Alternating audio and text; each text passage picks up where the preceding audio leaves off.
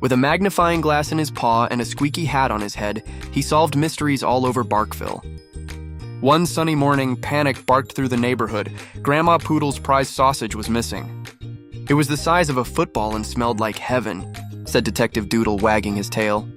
He followed the scent across the park, through a sandbox, past a squirrel doing yoga, and finally, to Mr. Whiskers, the sneaky cat next door. "Check under your hat, genius!" Doodle pulled off his hat, and there it was. The sausage had gotten stuck on his head during breakfast. "Oops," Doodle grinned. "Case closed." Everyone laughed, including Mr. Whiskers. From then on, Doodle double-checked his hat and always got a second breakfast just in case. Moral: sometimes the thing you're looking for is right under your nose, especially if you have a big sniffy one.